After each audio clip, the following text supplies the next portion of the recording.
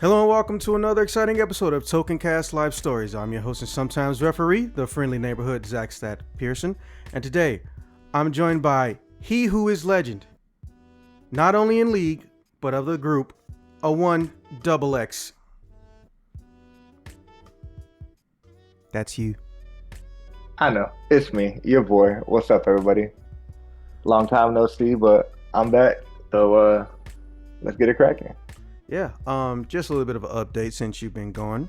I know you've heard about it, but or maybe it just came up in passing or not. But we do have national distribution now. Apparently, the people we were using to do the distribution got bought by Spotify. So, we're that much easier to find nationwide. We're also available on Amazon Music, iTunes now, and we got verified on YouTube. So, yay. Hey, big things. Love that, man. Congrats to all that. Yeah, I appreciate it. And I mean it when I say I got where I got because of people like you. Because I told everybody from the beginning, I did not want to do any of this solo.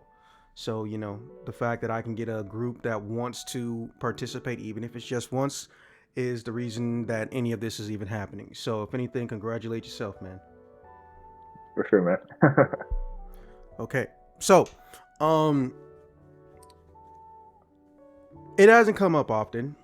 And in fact, I think it didn't even come up the whole entire time we were both on the same barracks. But I technically did double basic. Not fun. Yeah, you were telling me about that. Like we've talked briefly about it, and I kind of just laugh at you the entire time when you bring it up. Fuck you. But But to be fair, I've gotten used to it. So essentially, because of my unique situation, I went to basic late. However, that unique situation for most people has never gotten fully explained. Even on this channel, there are people that know about it or people that ask me about it, but I gave maybe a 1 or 2 sentence answer. In this particular part of the, camouflage life trilogy, maybe duology, I'm gonna try to explain what happened and some comical events that happened along the way, obviously. However, at the end of it'll kind of end where you begin. So you may not remember it, but one of the first reasons we got into contact is because when we were doing last call and towing the line, I'll explain that later for the uninitiated listening to this. Someone had asked me about, hey, did you ever get your money back from that kidnapping? And you and like 3 other people just goes, what? Kidnapping? I was like, yeah, oh the fuck yeah, you a few mean? weeks back I got kidnapped. Real talk, with like 2 other privates. Really? Like, yeah, I'm not bullshitting you. And that's essentially how, we all met. Spoilers for the ending. Yeah, great time. Great time. It was a very comical kidnapping. And I even found some of the footage from that day. I don't know why my forehead was really shiny, but I did find footage from the day that me and some of the homies got kidnapped. So I got even more proof that it happened. Also, who the fuck would make that shit up? But yeah, before that comes, the rise and fall of fucking with Uncle Sam. All right, so starting this off, I started off with the Army. And I was technically recruited by what my state thinks is one of the best recruiters that there's ever been. They lied. Yeah, this guy named Sergeant Waste. They even gave him a fucking ring for how many recruits he got in. However, he's a self-serving narcissist who's lost the ability to have empathy if he even had it. So essentially, he's the one person you don't want in the military, and he is in the military. Also, he hates gay people and does not respect them. Motherfucker's really batting 1,000. Sergeant Waits, which fucking hilarious because he was a fat ass. It was just perfect naming. Perfect names are going to come up a lot in this when it comes to sergeants, and I'm not even joking. It's kind of ironic how that happens. Like they get put in a position to just be ironic based on their name. Bro, wait till we get to Sergeant Sights, who couldn't see shit. I know I told you about it like 6 years ago, but I love going through it because I still fucking don't respect that dumbass. Anyways, all right, so I am a resident or native because I've lived in multiple states. I'm a native of Illinois. So getting into or finding a recruiter was not hard where I was at. And I essentially wanted to do some things in my life that not so much required a 2-year or 4-year or even an 8-year degree, but it had multiple routes to get in, and I just had to pick one and try to grow from there. Grow a seed, have the seed turn into a mighty tree of knowledge, and then, take from the fruit of success. I wanted to do a mix of action choreography, not a school for that shit, and also I wanted to be involved with game design, but I didn't know if I wanted to direct or if I wanted to be involved on the animation side, not the 2D to 3D side, because as we all know in the game design world, it's ironic, but most people who work on and are involved with game designing don't actually learn any form of game design training. They learn the stuff around it: 3D animation, visual effects, compositions, blah blah blah blah blah. So obviously, like anybody in my age group, why should I pay for this when Uncle Sam can pay for it for me? You know the drill. I won't bore you with that. Yeah, the greatest game in the world. Yeah. So, my father had died not too long ago, and bills were piling up. You missed that episode, and it would have got rated R real quick if you'd been there, because let's just say a lot of people want to kill or beat the bejesus out of my cousin who robbed my dad while he was dying after he got him a job and let him stay with us. Oh yeah, that's probably good I missed that one. Yeah. Yeah. Let's just say if I found out he died tomorrow, I would sleep well that night. New phone, who this? So anyways, what ends up happening is I get in and eventually I get shipped out. First place they sent me was Fort Sill. And as we all know, every single fort has a name, a nickname, derogatory and positives. Sill is a bit unique. They have a negative or derogatory nickname, but it's not that bad. Fort Sill's nickname is Fort Chill, because that place can get so cold that it can actually hold up training and formations. Which, I mean, hey, is anybody really mad at that? Oh no, we don't have to go outside at 5 a.m. in the morning in fucking shorts to do PT. Woe is me. That Oklahoma morning fit different. Don't get me wrong, no, we still did that. And I didn't get sensation in my big toes again until 3 months later. Not a joke, by the way. Apparently people think I'm joking when I say that. Like, no. They made us do PT, and the grass was so cold from push-ups, it could actually poke us through our clothes. That's how fucking cold it was. The grass was sharp. Oh yeah, I grew up in Oklahoma. I know all about that life, dog. Oh, shit. I ain't got to tell you twice then. So, eventually, we get HBL. And me not realizing HBL, or rather, it was weird. My drill sergeants were just really anxious for everybody to get the fuck out of there. They weren't even staying themselves. But they was like, look, go the fuck home, privates. Just go the fuck home. And they wouldn't tell us why they were so hell-bent on having us go the fuck home. They're not going to be there either. I wanted to change my mind, and I did, because I figured, hey, I can do some more PT while I'm here. And my drill sergeant, who sounds, I shit you not, like Hank Hill, a dude by the name of Drill Sergeant Marvick, not Maverick, Marvick, said in his Hank Hill voice, Pearson, just go fucking home. Not in that, I don't want to ever see you again. In that, I'm not doing the paperwork I need for you to get out of HBL. You're going on HBL. Yeah, don't make me work today. Just fucking leave, dog. Yes, that's basically what it was. Don't make me fucking do my job. So, and again, for the layman's, HBL stands for Holiday Block Leave. Essentially, it's not mandatory, but a lot of people take it. Vacation time of year that is essentially only offered to lower ranks to immediately be discharged temporarily for a 14-day vacation, right? I don't know if discharge would be the term I'd use. You get put on leave. Oh yeah, to go get home. a vacation request. Yeah, a 14-day vacation approval. Let me just over the Christmas holiday. Yeah, and New Year holiday. Yeah, because it's kind of fortuitous, but almost every single country and every single culture near the end of the year is a holiday bracket, which is pretty cool. That all of us collectively as humans decided, hey, we made it through this year. Fuck it, we partying. Oh hell yeah, 100%. That's exactly what it is. Yeah. So I went, And one day in everybody hates it, but I don't really care. Planet Fitness, look, I take whatever gym's closest to me. I ain't a little bitch. Hey, that sounds like little bitch energy. Fuck you. It was Cause the closest that's gym. It was that's the some fuck closest shit. gym. Bro, it's Planet Fitness. Huh. Moving on, I am in the locker room, which they allow the female attendants to clean during work hours, and did not tell anybody. A fucking dog wandered in. Like, very quietly, someone's dog got through the door, front entrance, and since, you know, it was lower than the desk, just wandered into the men's bathroom. However, they were installing new lockers on the right wall. And they have these benches bolted into the floor. I don't know why benches need to be bolted in the floor in a fucking Planet Fitness. Like, So you don't take that shit, man. Have you seen Planet Fitness? Who you know is gonna take a regular ass bench though? Bro, I know people who take shopping carts, like middle class people that just still Walmart shopping classes. That is A bench, fucking weird like, to me so much.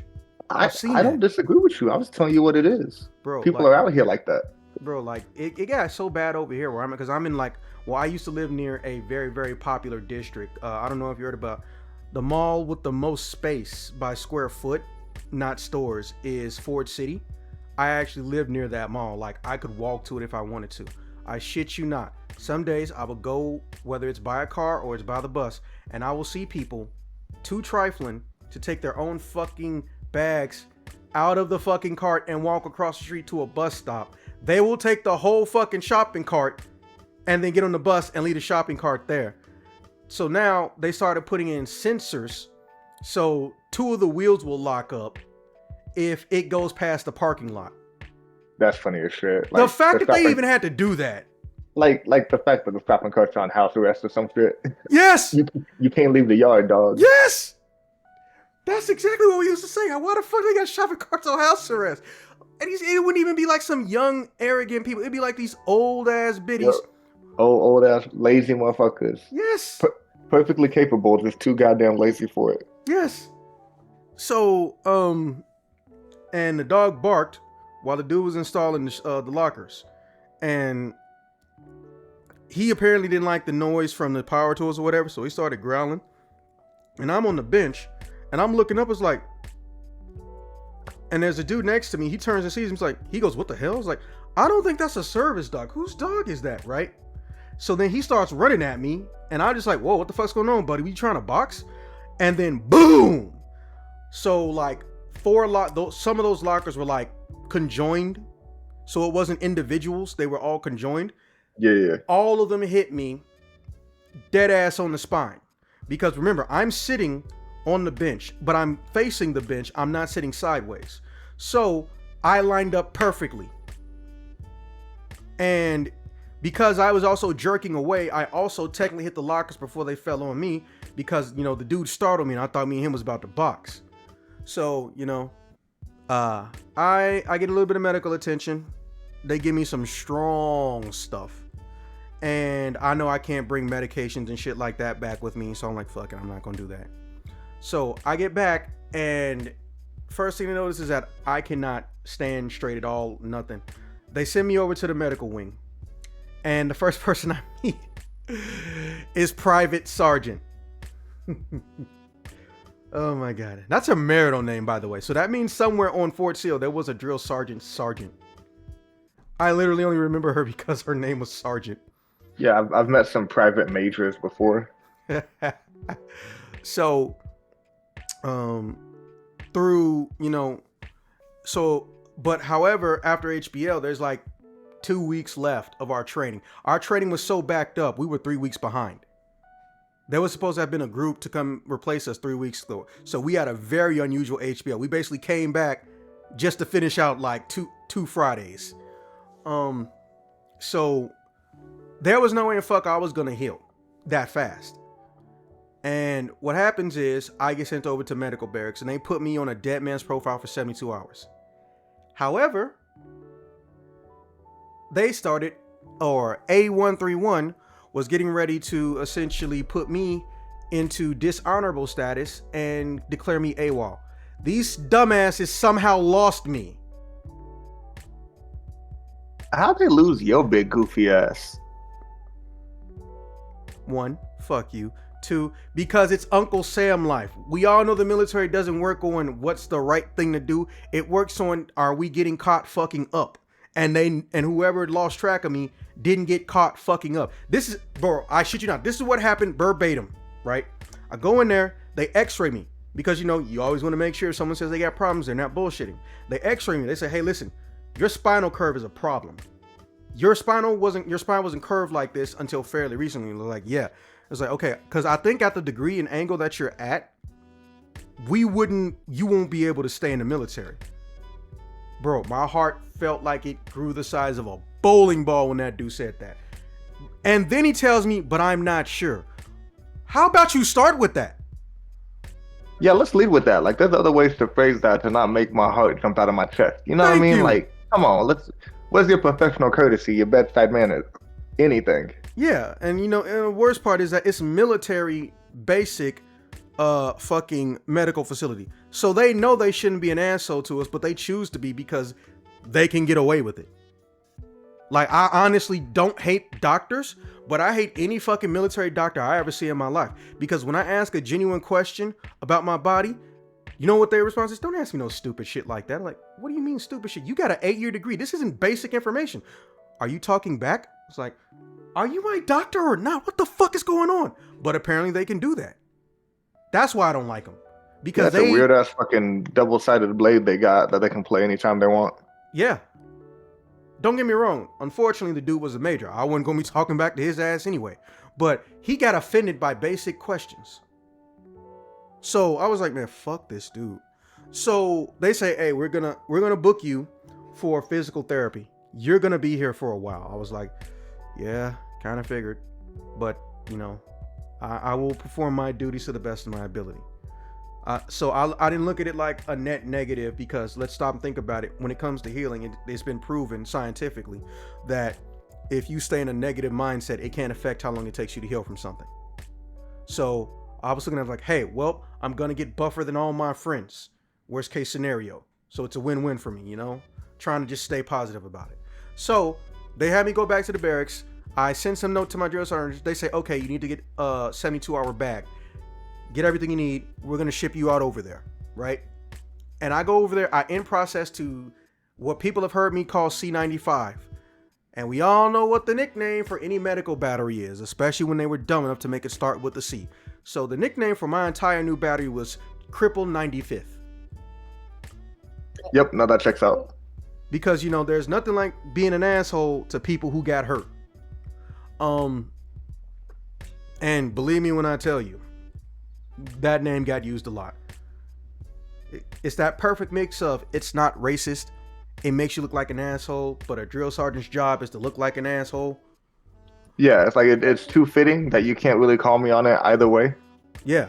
So, yeah, I promise you, there are drill sergeants who had to ask me what my name is because we had to go someplace where they might get in trouble for saying, hey, cripple, come here. Fucking yeah, military etiquette. Love it. Yep, that is the best name for it. Hashtag military etiquette. So I go over there and they're like, Jesus Christ. Yeah, you go sit somewhere and don't do anything. Now, normally you would think they're being a dick about it, but no. Reminder, I'm on a dead man's profile. For the uninitiated, a dead man's profile basically means that you have a medically signed document stating that you're basically forbidden for doing any form of strenuous physical activity. You're allowed to breathe. And that's even then, don't take a deep breath. Yeah, that's basically it. I don't have to do push-ups. If they punish me, the only thing they can do is fucking yell. But they would do that any damn way. And that's literally it. I'm basically untouchable, but not in a good way, depending on who you ask. So I go in this place and I'm immediately cut off from everything. I can't even use a phone because my phone is in a completely different company, or battery, sorry. It's over at the 131's battery. So I'm here and I am essentially one of the guys. We sit in the room for like 5 or 6 hours and then we go eat and then we go to our rooms and go to sleep and we do the same thing over. It is the closest you can get to a prison sentence without it being a prison sentence, right? But you're still getting paid that entire time. you have no connection to the outside world. I never said you were spending that money. I said you were getting money. Well, hey, look, you're looking at silver linings, so now you're getting it. Hey, So I've been in this game a long time. That's all I got left. so eventually I get assigned to the physical therapy department. Same building, but the people are a lot human. So I can't remember all their names, and I really do regret it because these are the people that taught me how to walk again. But I do remember Staff Sergeant Gray, which I can promise you by now he's probably at a bare minimum Master Sergeant Gray. But we're going by rank at time of story, so he's Staff Sergeant Gray. Now, Staff Sergeant Gray and his crew, I told them what was going on, and they said, hey, listen, I know it was more like empathy or just an understanding because they didn't know my situation. They didn't know that I was sitting in this room doing absolutely nothing except for the 1 day a week that I was going to do PT training, right? So he set it up a new training method for me to where I can come every other day. And I was so grateful because that means I have less chance of losing my fucking mind, right? Yeah, you get to walk outside for a little bit on an additional day. Yeah, and also like I'm in a gym, and when I get food, it actually tastes good, and I don't have to wait in a long ass line.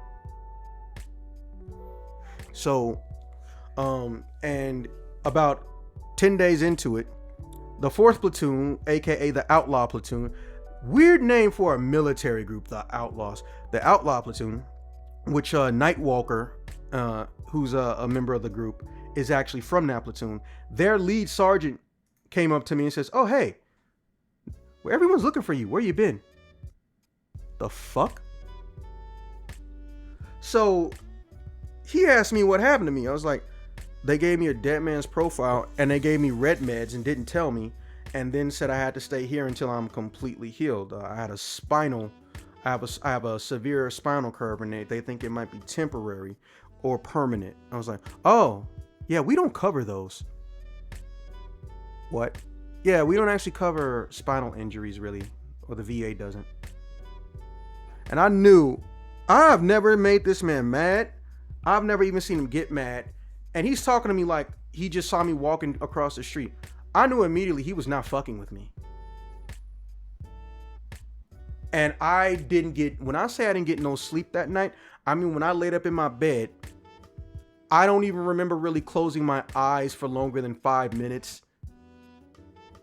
Cause I'm just like, so I get hurt and I'm doing physical therapy and I might get kicked out.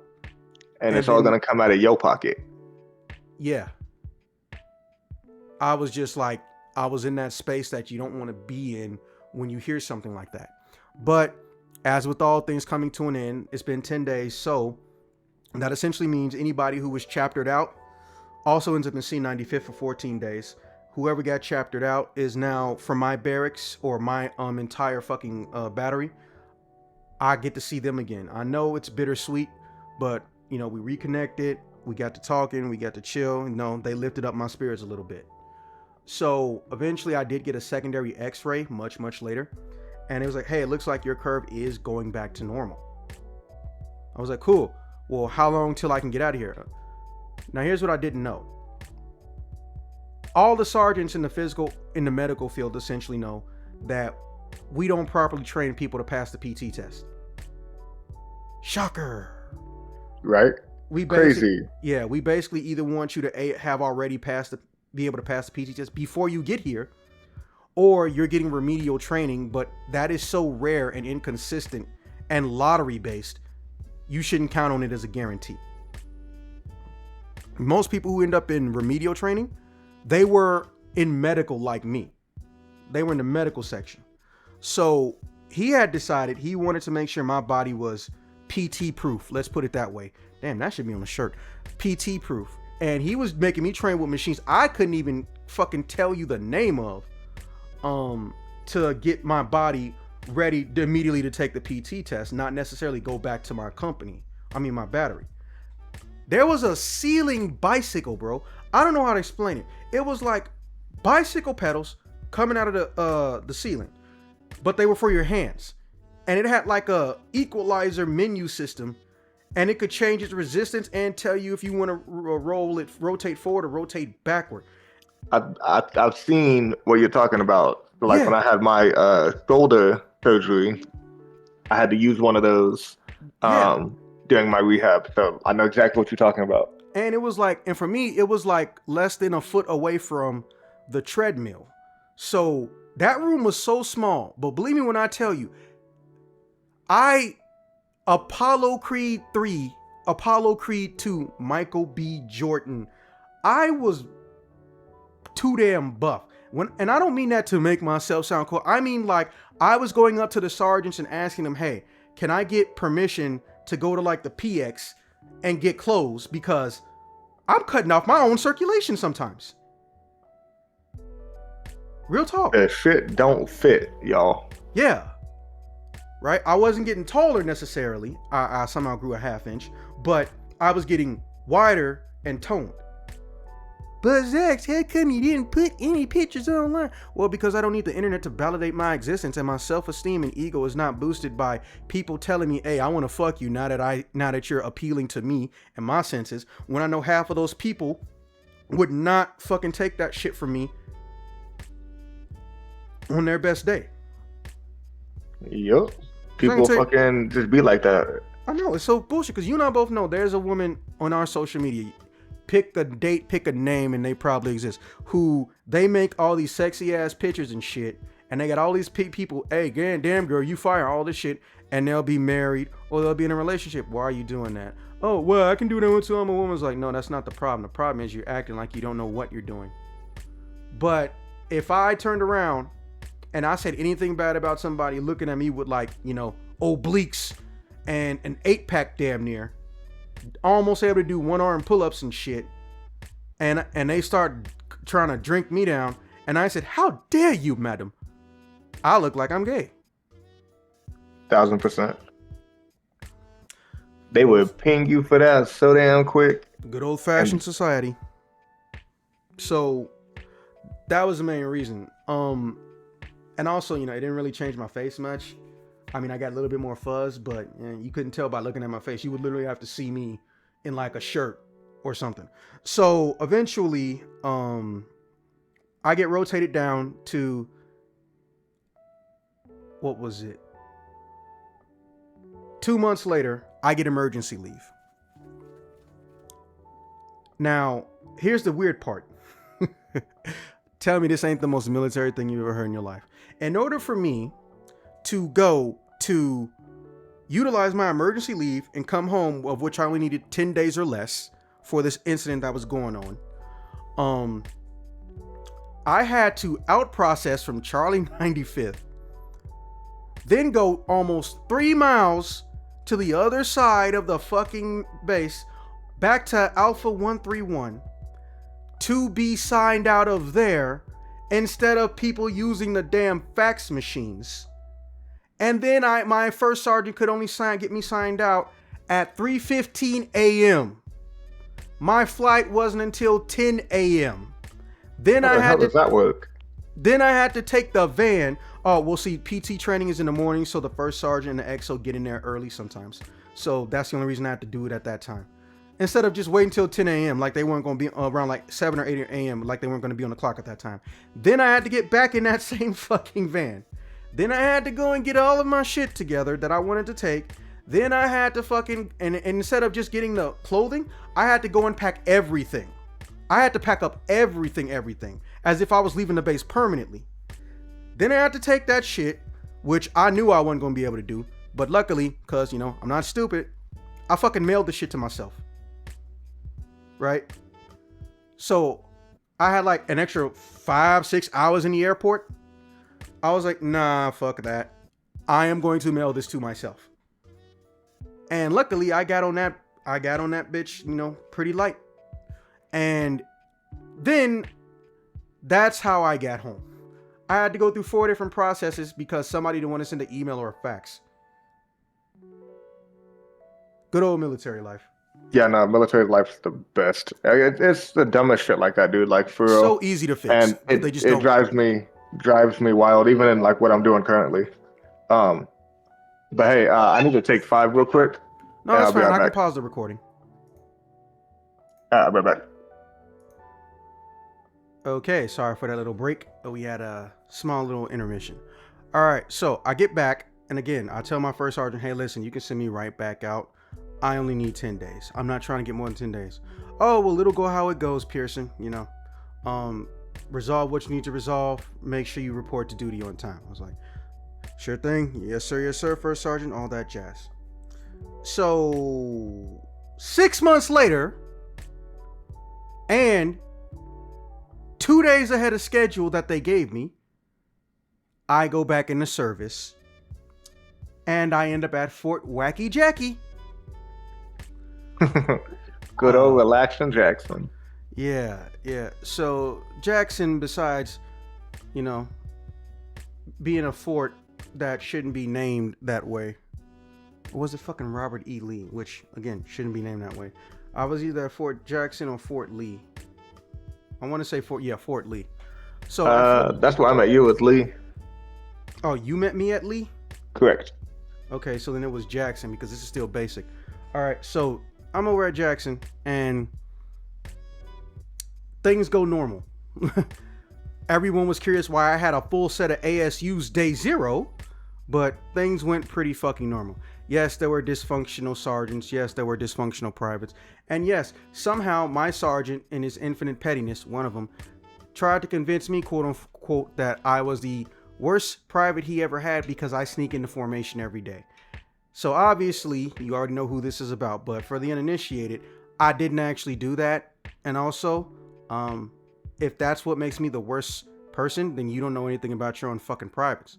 Because there was a guy who literally never cleaned shit a day in his life while he was in the military, and he just assumed someone would pick up his slack so he didn't get in trouble for him.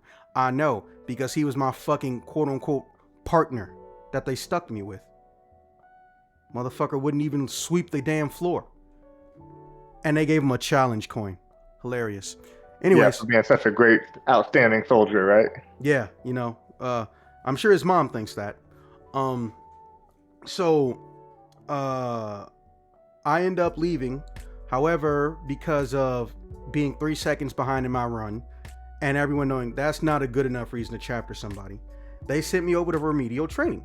And I was only there for 4 business days, but because of a holiday, they didn't ship me off to AIT. So grand total, as a BCT private, I was a BCT private roughly close to 9 months, whereas most people are BCT privates 2 months or less. That sounds miserable, dog. Like, I can't even think about being in basic that long. Bro, fuck that. Bro, this how fucked up I was. When I got to AIT, my whole first week, I kept calling people drill sergeant on an accident. Okay, in your defense, there was a couple around Browns at AIT. They were all dickheads, but there was a couple there. Yeah. So then, we get to, and that brings us to Fort Lee, which is where we're going to wrap this story. But I will mention something that is very, very hilarious along the veins of, hey, this is a problem that could easily have been fixed. So the way training happens, that facility has enough power, as you know, to be run 24/7. Why not have a day class and a night class? I and a bunch of other people specifically requested to be put in a night class because there was going to be a new sergeant and they won't have enough training space for him. So they said, oh, your students are going to mandatorily be put on a night class, because even though there's room in the barracks, classroom size is completely different. Yes, the military has a bunch of generators, but you can't just bring them bitches into that facility, the big ones at least, just because there's a bunch of people, and then take it out or have it sit on his ass doing nothing. You got to earn some rank before you can do that. So I end up going to the morning classes. 10 days later, they announced that they're making night classes, and I'm not allowed to be in night classes because I'm in a morning class. Ain't that some bullshit? Like, and the people who were put on night class, like, were just the luckiest motherfuckers too, because that schedule they had was cake. Yeah, and we never had to fucking help with any outdoor cleaning and shit because we're sleep. I got put in a night class way, way later, but primarily that was because of a knee related injury. But we'll save that for the part 2. With that being said, hey, Double X, it's always good to have one of the legends come through. I don't know if you're trying to get linked up to any more stuff later this year or later that I got planned, but you're always welcome. The door's never closed to my battles. Hey, for sure, man. I appreciate it. And like, it's never that I don't want to be. It's just that sometimes I just ain't got the freedom to be. No, I totally understand. I mean, you see, I got a big group for a reason. Everybody got something going on. Not even if it's just kids. Sometimes it's personal, or sometimes it's just work schedule. They can't control it. Yeah, I get that. Yeah. But thanks for having me again, brother. It's good talking and catching up. No problem. I'll try to be back on a little bit more frequently. Yeah, no problem. With that being said, that brings part 1 of The Mill Life to a close, and I will see you guys in part 2.